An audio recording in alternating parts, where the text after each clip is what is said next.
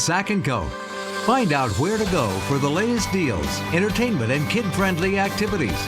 We have it all, so be sure to join us for that info and much more today on Sac Co, where we're bringing value home. You know, roots and weeds are usually things that we try to get rid of, but my next guest says, hey, if you're going to pull them, then, you better eat them. Dr. Lynn Anderson is a naturopathic doctor and author who is here to tell us about the health benefits of edible roots and weeds. Sounds very interesting.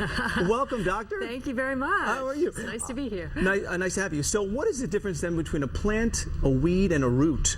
Well, actually there isn't any difference except that we all really like plants. What we don't like is weeds and roots. We want to get rid of the weeds and roots, but actually there's many weeds and roots that are excellent nutritional value. And you have some here. How do we know if it's edible or not?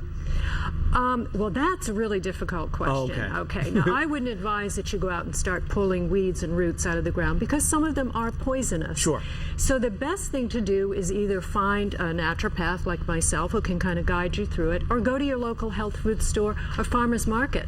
They'll usually give you a good idea of what's edible. Oh, interesting. Okay. Yeah. So what roots are best for us? Because I know roots are generally healthy. Right. As are vegetables, of course. But what are really good for us? Well, I brought a couple today. One I really love. This is a burdock root. And I grew up on a small island off the coast of Maine. And we used to go out and forage for this stuff. I mean, go out in the wild and bring it home and eat it. Yeah.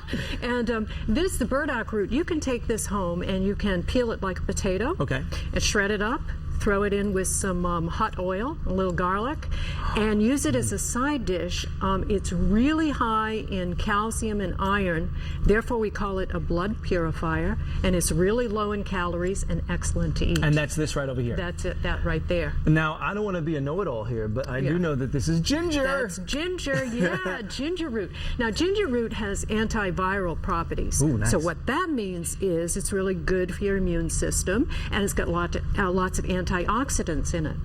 It's the only natural food that's recognized as healing for nausea and motion sickness. So you can take a little bit of ginger root, chop it up, throw it in some hot water, add a little honey, and you've got a great tea for a tummy ache. Ergo ginger ale. Yeah, there you go.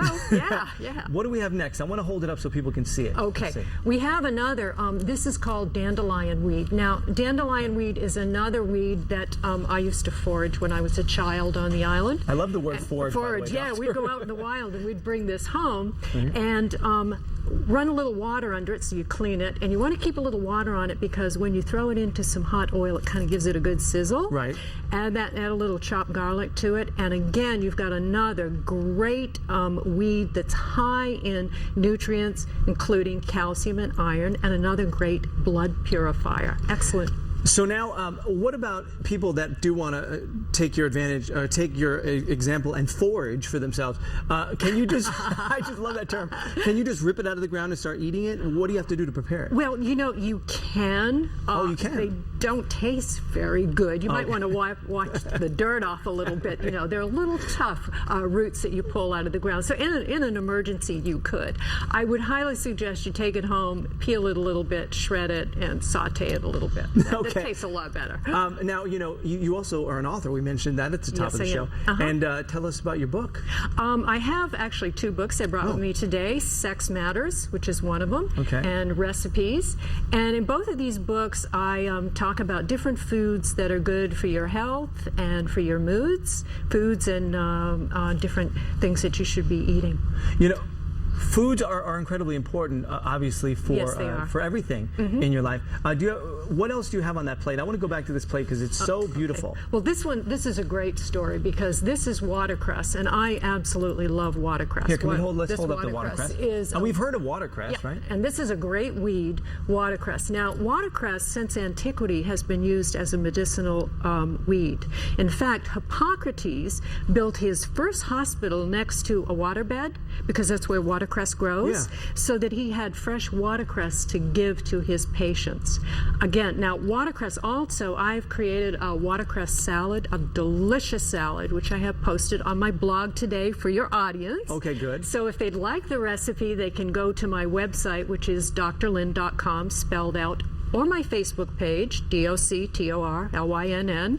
You'll get a link, take you right to the blog, and you'll get a delicious watercress salad with all kinds of good nutrients in it. And the good news is, you don't need to go out and forage like I did. You can go to your local health food store, and everything that I brought today is available. So how did you get involved in this in the beginning, Doctor? I grew up on a small island, and that's what we did off the coast of Maine. And if you didn't know how to forage, you were going to go hungry. So Really? we learned It was that remote. It was that remote, yes. It was an island, and you had to take a boat to get to the mainland, and it was a fishing village. And I grew up eating these things. My father is an outdoorsman, and my brother and I just trekked along, and we pulled things out of the woods and took them home and learned what to eat. And things have things changed over the years since you were doing that, since you were foraging when you were younger? Have things changed? Have you learned different things about? I go to the whole food store now. Is that what you do? Yeah. Yeah, it's a little bit easier for you. A little bit easier. But I mean, other than that, I mean, in terms of knowledge about roots, and have you discovered something since those days that's kind of a new discovery for you, a new root? I haven't really. What's really interesting to me is things that we used to eat, that nobody else would eat, is now, when I go into the Whole Foods store, or I go to, the farmer's market, and I'm finding watercress and dandelion and burdock root, that's a big change. That stuff, nobody ate that stuff before, and yet they're so full of good nutrients. They're really so good for you. Doctor, we're so happy to have you and share your knowledge with us. Thanks for joining us here on Sac Co. Thank you very much. Great job. Awesome.